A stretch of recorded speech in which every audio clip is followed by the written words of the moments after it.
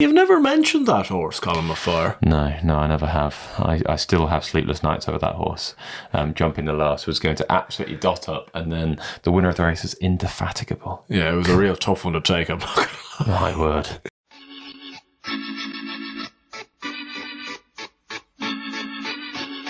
Hello and welcome along to the Let's Talk Racing YouTube channel for a quick fire Dublin Racing Festival 2023 preview. We're going to go through each race as quick as we can. You're over there for the 2 days. Excited? Very much so, very much on the Saturday morning flight out with work, so it's going to be very interesting. As I said the other day, it's going to be a different way of looking, I suppose, at the Dublin Racing Festival. Maybe not quite as much fun from a social perspective, but geez, the racing's absolutely superb, top notch, and there's so many good horses running. It feels like the jump season is really beginning to hit into stride. I completely agree, and this weekend just accelerates it that little bit quicker. Really looking forward to both days. Unfortunately, I won't be there, but I'll be watching endlessly at the other side of the screen. Yeah, it's going to be a tough one. I wish you were there. Obviously, there's been a bit of a mix-up which has led to it, but we'll make sure we'll make it up on other days. We had a lovely day last Saturday. We did, and we need to keep that in our memories and not focus on me missing two of the best days racing of the whole jump season this weekend. It hurts. It really hurts. But you may have seen our anti-post video that we did about a week and a half ago now, talking about the Dublin Racing Festival. Thank you very much for the support on that. It was brilliant. And this video is going to be very similar, but a couple of thoughts may have changed. A few horses have come out, so we need to discuss that. A few horses are running that we didn't expect to be running, especially in those big grade ones. We do need to talk all things Dublin Racing Festival, and hopefully you do enjoy. If you do, please hit that like button, subscribe to Let's Talk Racing if you haven't already. A big push towards Cheltenham. We want to hit 17,500 subscribers by the time the Cheltenham Festival rolls around. So much content planned, and we do hope you enjoy it. But let's kick on. First race is the 2 mile 6 furlong Nathaniel Lacy Novices Hurdle. It's a grade 1. And you've got two children at the top of the market, two of your absolute favourites, Goodland and Sandal Clegane. Goodland for the good people. Yeah, it's Goodland for the good people, Xander for the shrewd people. That's how I've been going about it the last few days. Are you going to be a good or shrewd person? I think I've been tossing and turning. You can't back them both. Well, I will back them both. I think my heart would prefer Xander to win, really.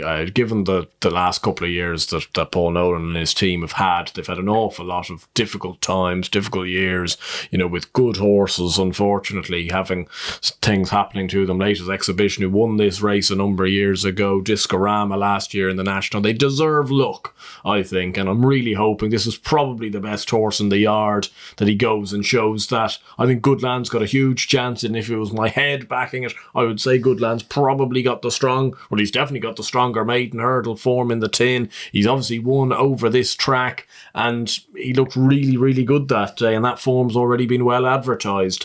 I think it is actually between the two, but then you're looking at it going, well, Willie Mullins and Gordon Elliott, it's the only grade 1 of the whole weekend that they're operating around the 6-1 plus market, and that fills me with dread. Well, that's the really tricky thing about this race, because I personally think, with regards to maiden hurdle form, I think Grange Clare West possibly has the best form with regards to a maiden hurdle, but he bombed out the last day in the Laurels of Naas. American Mike was a shadow of himself at Navan, so you've got two horses there, clearly with plenty of ability when they can put it all together, but they're both bouncing back, which makes them both really hard to back.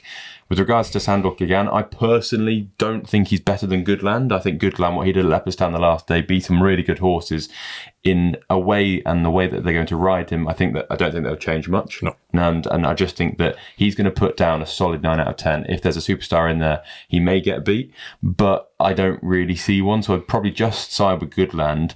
That being said, I think I said this on the anti-post video, Cader Parry, who I think is about a 10-1 shot, Willie Mullins absolutely loved this horse, and when he waxes lyrical about horses like this at the start of the season, he's very rarely wrong. I just wouldn't give up on him. I'm definitely going to back Cader Parry each way.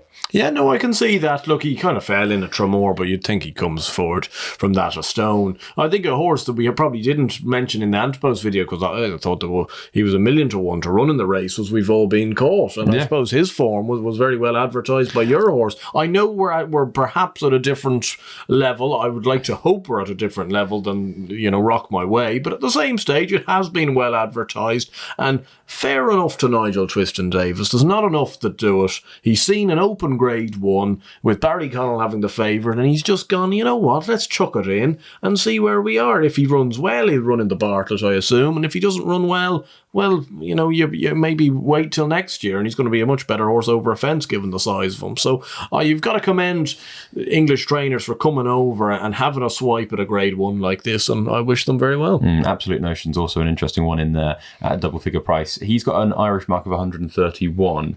Maybe if he wasn't to win here, could he run in something like the Michael Purcell? Because I think he needs 2 more runs, and then he could go for a Martin Pipe. Something like that would be interesting, because he showed plenty of ability at the start of the season. The 2 mile spring juvenile hurdle Grade 1 comes next, and Lossiemouth is odds on to remain unbeaten over hurdles on Irish soil. Blood Destiny in there. Do we think he's going to run?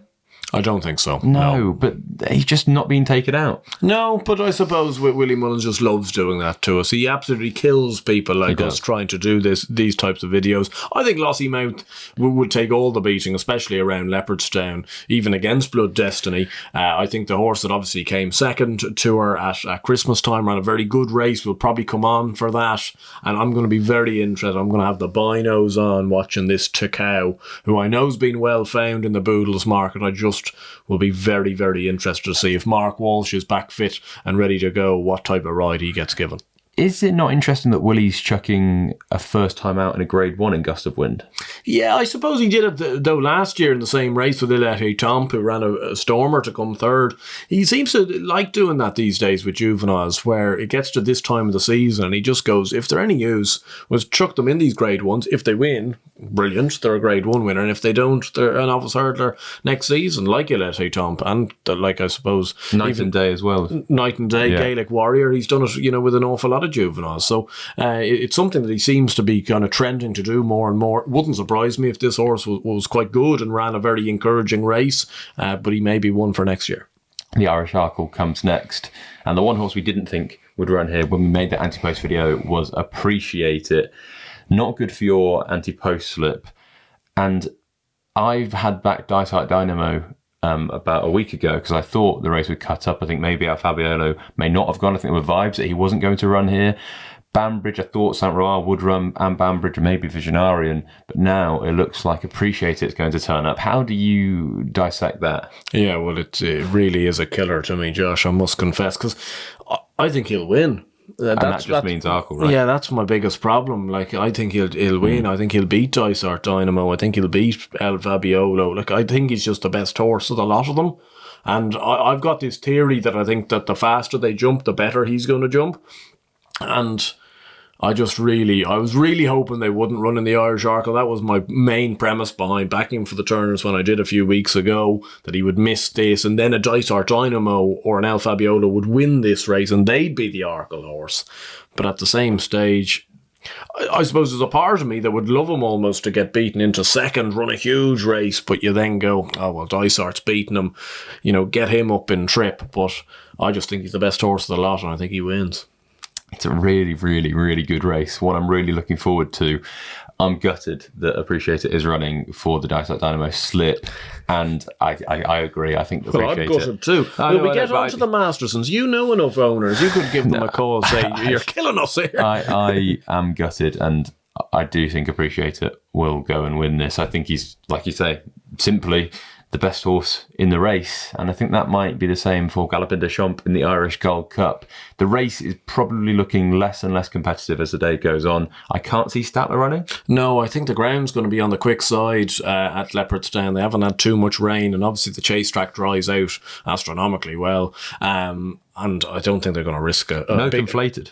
No, I think they're just going to try and have a dash at the Gold Cup this year. And fair enough, they have Fury Road in the race. You know, they don't necessarily need a runner, and they want to keep Conflated fresh. They had their big day at Christmas time, so I can see that. I think Galopin will run. I think Galopin, you would like to hope, will win, and win in a manner of authority, especially if you take Statler out of the race. You'd like to see him win the very similar way he won the John Durkin. 3 mile Leopardstown handicap hurdle up next. A race that I always have one eye on the Martin Pipe, but they're under column of fire. Finished third in this race 4 or 5 years ago, and he would have gone and won. You've never mentioned that horse, Colin McFire. No, I never have. I still have sleepless nights over that horse. Jumping the last was going to absolutely dot up, and then the winner of the race is Indefatigable. Yeah, it was a real tough one to take. I'm not gonna lie. My word. No, it was a tough day, and I was on my knees. But look, it happens. I'm sure it'll happen again. Maxim's the talking point here. He's in this race. Gordon Elliott's pretty much said that he goes straight to the Patemps, which would indicate Gordon might be a bit more confident that he's got another runner in this that could win. Yeah, I'd have thought so. I'm really hoping that he runs Cool Survivor in this, I must say. I know he's also entered in the Nathaniel Lacy. I wouldn't give him a squeak in that even. But he's off 136. He's an experienced novice at this stage, and I suppose he looks very much a staying type. He's won over 3 miles. He was second to Hidden Valley Lake last time over 3 miles. But at the same stage, he wouldn't be the worst horse in the world to maybe think of for a Martin Pipe, because he's a kind of a tougher, hardened novice, jumps very well and will stay well over 2.5. I'm going to be very intrigued how he's ridden, and whether they'll be looking for their big pot today or whether they'll be looking down the line. He's 8-1, and the horse that I did say just to have maybe a couple of quid on each way, because he'll pop up at some stage, is this Gatsby Grey. He's now down to 139. He's a better horse than that, up to 3 miles for the first time. I'd say he'll be ridden cold to come home well. He could well fill the frame. There's going to be 5-6 places available. The following race is the 2 mile Sandyford handicap chase, and there's 2 JP horses in there at the moment. Which one do you think will run? I think Get My Drift would be the one. I think they're looking at Get My Drift as being the one. A Wave of the Sea ran in the race last year and won it. And the reason I say just to be wary is because I actually think if Get My Drift isn't declared and A Wave of the Sea is declared, I'll be backing A Wave of the Sea, because they did it last year with Fighting Fit, who I was all over for this race, if you remember. And he was not declared, and A Wave of the Sea went and won. I think the same with Get My Drift. He's a very well handicapped horse, over 130. He's ran some big races in handicap hurdles. He hasn't been missed in the market, but I think there's fair point in that, and Mouse Morris is in decent nick. I think Grange Walk, who's constantly edging down the weight, second in the race last year, I think he'll run a good race again. He's 12-1. In the anti-post video, I said, with Battle Over Doyen, I'll back him wherever he goes. He's 33-1 for this race. I just wouldn't put anyone off having a 50p each way poke. Very small stakes. The thing about him that I can't get over is in April, literally 8 months ago, he was rated 155 in Ireland. He's now down to 142. He was a close third behind his Easy Game and Kenboy at Gore in October. So he's clearly ran extremely well quite recently. He's been off the ball recently, but I just feel with these horses, with Gordon Elliott, if he was genuinely going downhill as much as his form looks, I think Gordon would be very quick to ship him off and move him on and not waste that box in his yard that could be a potential Grade 1 horse. Very rarely does he just happily accept one. I think this lad's got a big handicap in him, and I'm just, potentially this could be it. I'd have preferred it if he was in the 2-5, but I'm just going to back him at small stake in this as well. The final race is the 2 mile Future Stars Flat Race Grade 2. Facile Mode, very impressive winner at Leopardstown at Christmas. Also goes up against Factor File, who was a very impressive winner up in Trip at Christmas. You've also got Better Days Ahead in there, who beat Chapeau de Soleil, Chosen Witness. We should get more of a grip on the champion bumper after this weekend. You'd have to think so. I think what would be very interesting in this race, Josh, I know we don't have full declarations yet, but it's the jockey bookings for the Mullins horses. I'm fascinated to see who Patrick rides. Ruby loves Chosen Witness. Yeah, I understand that. He won very impressively down in Limerick, and there's no knocking that. I suppose Limerick bumpers often go under the radar during Christmas time. Everyone's got so much eyes on Leopardstown and those bumpers. I think at the prices, I'm really, really keen on Factophile. He's 7-1 best price. I think it's a huge price. I think at the time, one could have been left a little bit underwhelmed by what he did at Christmas, and it was in the 2.5 mile race, and it looked like he took an eternity to get going. I think he's just a bit of a raw horse. I think that will have done him an awful lot of good. And I think the second horse in that race is really good, this Irish Panther. Wouldn't surprise me if he's a proper graded horse. Facile Mode did it very impressively. I would want to see it backed up again. And, you know, is the young lad Charlie Mullins going to ride him again? Probably so. would you want a Jamie Codd or a Patrick Mullins in your corner rather than Charlie Mullins? For me, I would. Better days ahead. Wouldn't trust that Fairyhouse form as far as I could throw it, really. Could be an excellent, excellent horse, but they went such a dawdle in that race. I don't know how you can look into it greatly. So you get down to Fact of File pretty quickly, and if he's Patrick Mullins' pick, he's certainly no 7-1 shot. It's very interesting. Very hard to work out which is going to be the Mullins first string and whether Facile Mode will back up that performance at Christmas. I think he'd have been ready for his life that day on debut, running in that bumper, and maybe they were hoping he would be sold between now and then. Yeah, maybe so, but at the same stage they were then came out and said they were adamant they wanted to keep him because they haven't had a good horse in a while, which I can understand. He was backed at huge prices on bumper debut, so they obviously knew he was pretty smart. I would be in the same boat as you. I would just want to see it again before I'd get maybe overly carried away. And I think there was some high-profile disappointments in that race. It would be better days ahead for me. I think the quicker they go, the better he'll be. The following day, we're moving on to Sunday now. The first race is the Mares Handicap Hurdle Grade B. No Foxy Girl. I think she's had a bit of a knock. Liberty Dance now at the head of the market. She's 7-2. I think if she runs, she wins. Yeah, I think she's got a huge chance. Obviously, Gordon won the race last year with the Bective Stud horse, and this Liberty Dance has been very good. She put the Model Kingdom away very impressively down in Thurles the last day. So she's an improving mare. I don't think she's unfeasibly handicapped off 129. I'm not convinced she is going to run. Just I've got a niggly feeling. I didn't like the slight drift today. No, I just have. There's some reason I just don't think she may run, and as a result, I'm going to put up 2 at bigger prices that could very easily contract if she doesn't run. One of them being Ballybone Belter for Liz Doyle, who's right at the bottom of the weight of 104. Won her bumper at this card, or not at this card, sorry, at this track last year. Has been a little bit hot and cold over hurdles, but is getting there and will win a handicap soon. And the other horse was the one I put up a week or two ago, Bantown Girl, 4th in this race last year. I think she's been laid out for another crack at this. Feasibly handicapped, bottom of the weight. I think she'll go well. In the 2-5 race, Labrooks and Novices Chase, Mighty Potter's at the top of the market. James de Burley, second favourite. Gallard de Menil also in there for Willie Mullins. No Jerry Cologne because he goes to Sandown, but we'll get onto him later.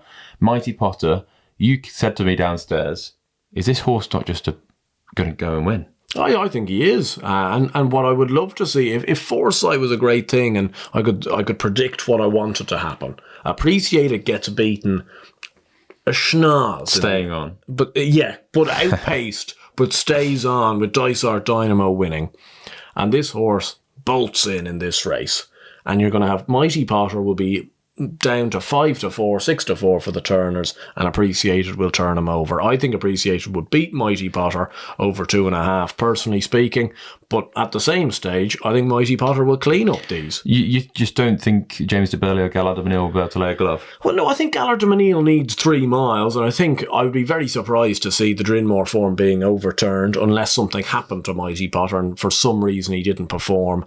And again, a little bit like what we've seen with Facile Mode. Geez, I'd really be waiting to see with this James de Burley. I don't get the hype in the slightest bit. He obviously toddled around in a beginner's chase, won very impressively, but just because he's got a few, he had a few noteworthy entries and ran in a champion herd on his first start for Willie Mullins, people I think have kind of grabbed to conclusions pretty quickly based off what he's actually done on the track. He's shown himself off to be a decent horse, but we don't know how good he is. Is Blue Lord a champion chase contender?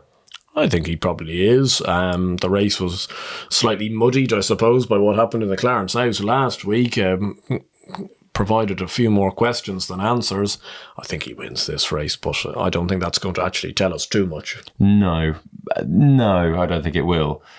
Equally, I want to go and see him win, and win very impressively like he did at Christmas.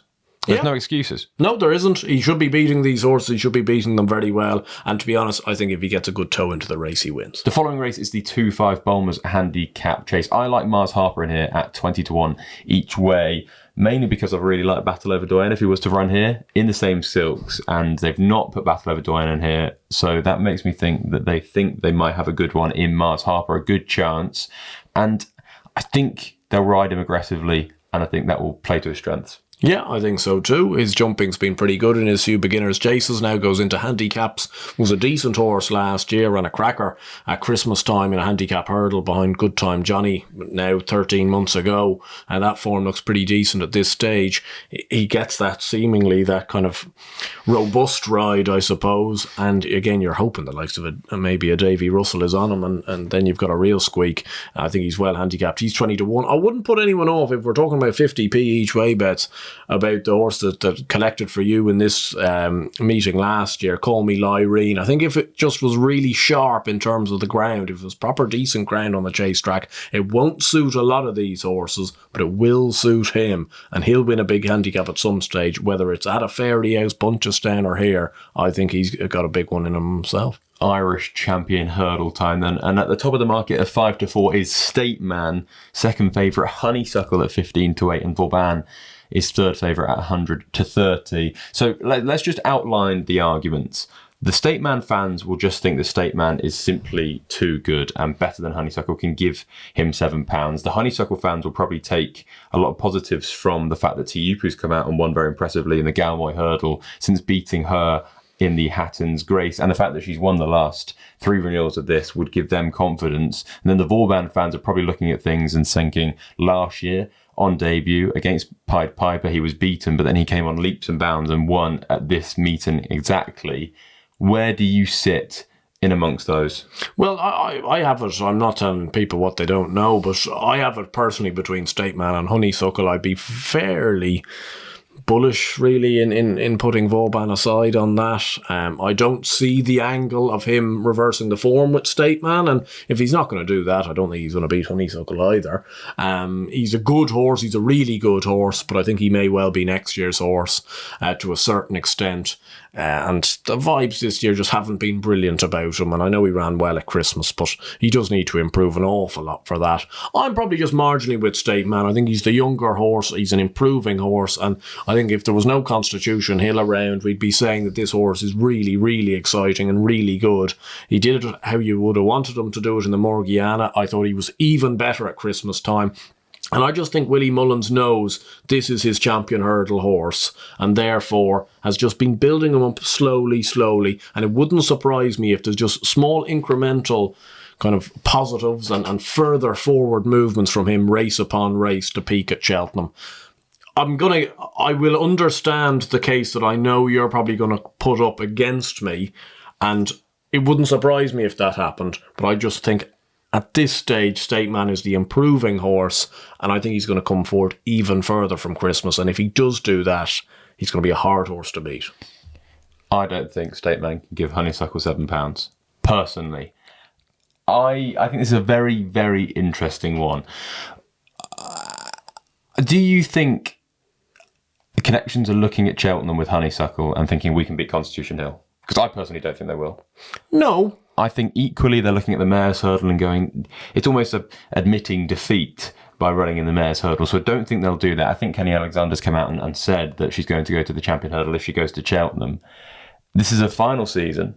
They're going to be looking to win a race. I think she'll be 110% fit for this. With the State Man, I think they might leave it a little bit on him for Cheltenham. She's 15 to 8. She's won the last 3 years. I'm just not convinced. If she runs the same way she does last year, I don't think State Man can give her £7. That's just my opinion. And she's 15 to 8 about a dual champion hurdle winner. She's won this 3 times. I think State Man's done very well, but he's been beating the same horses, albeit the same horses that Honeysuckle's been beating the last few years. But that big £7 swing I think is important, and I'm not convinced State Man's a good enough horse to do that to Honeysuckle. You know, I understand that. I certainly understand that angle that she's going to be ready to run for her life, a little bit like Manella Indo down on New Year's Day at Tramore. I think they'll really, really want it, because they'll want to send her to Cheltenham and run in the champion hurdle. Whether they think she can beat Constitution Hill or not is relatively irrelevant. And that's not me trying to say State Man's not going to be trying, or he's going to be undercooked. No, I know. I get your point. Yeah. I think everyone would understand what you're trying to say there. I just believe, like, you could very easily flip that argument and say, like, is State Man not the best horse that actually Honeysuckle's ran against in a 2-mile hurdle ever?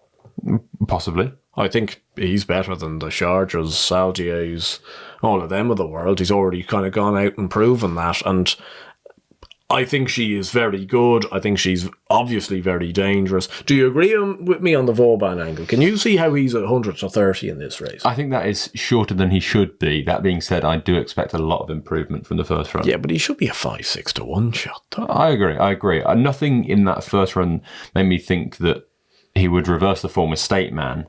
But the more you look back on what he did between that Punchestown maiden hurdle with Pied Piper and what he did at this meeting last year, makes you think there is improvement to come. And I do think those juveniles do come along. I remember Arkle was similar.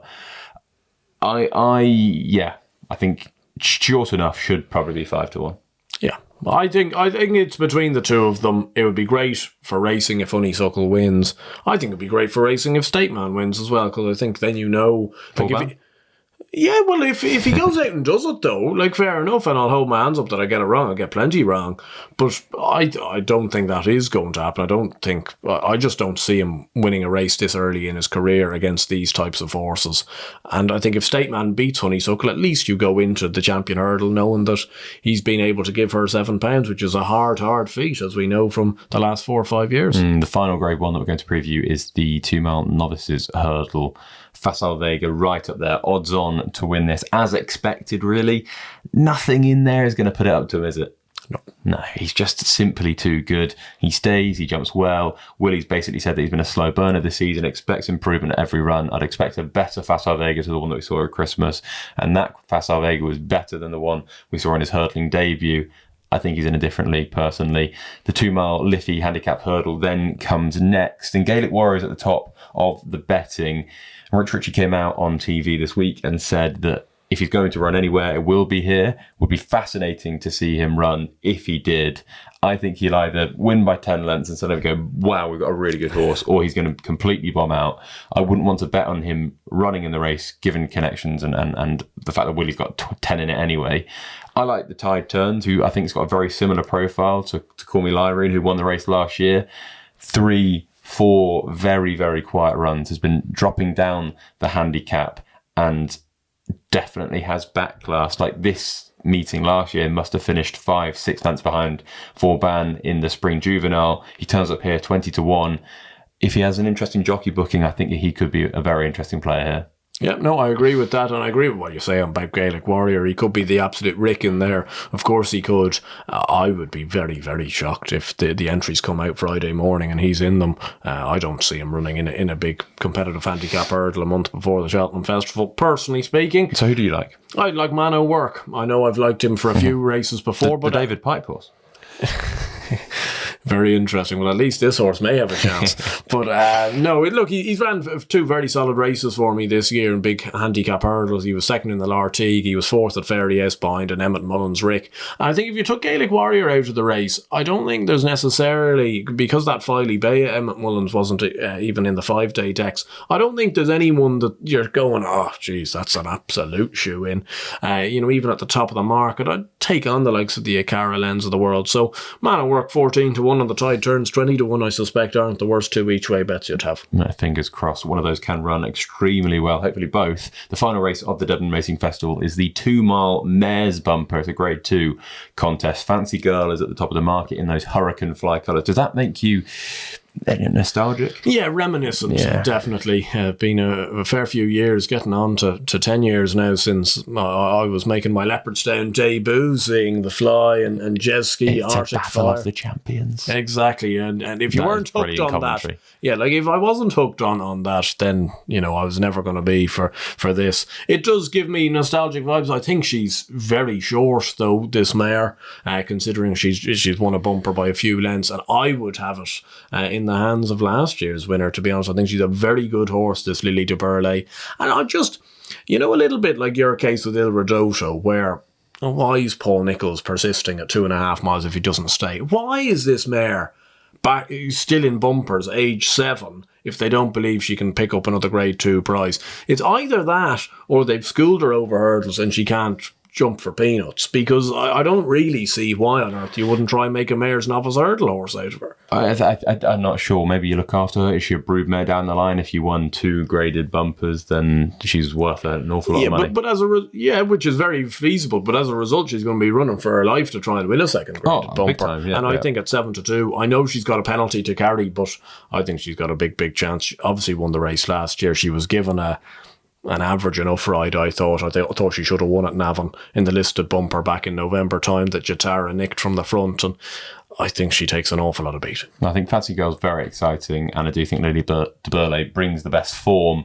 At the prices, I think I'd just be willing to watch the last race, and hopefully I've earned enough money in the previous races that I won't even have to worry. I won't even be able to watch that because I'll be too drunk. Yeah, well, maybe so. Says the person that's going to be working all weekend. Yeah, of course, but you got to live the dream at this stage. I'll send you a nice photo from the marquee tents of Leopardstown. Yeah, cheers. A man of the people. Man of the people. We do hope you enjoyed this Dublin Racing Festival preview. Sorry it wasn't massively in detail. If you can, go back and watch the Dublin Racing Festival anti-post preview.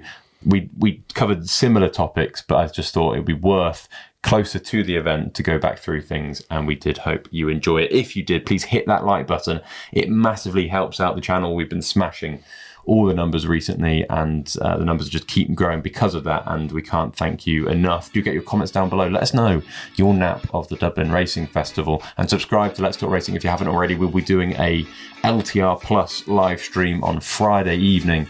Don't miss that if you want to know our very, very final thoughts.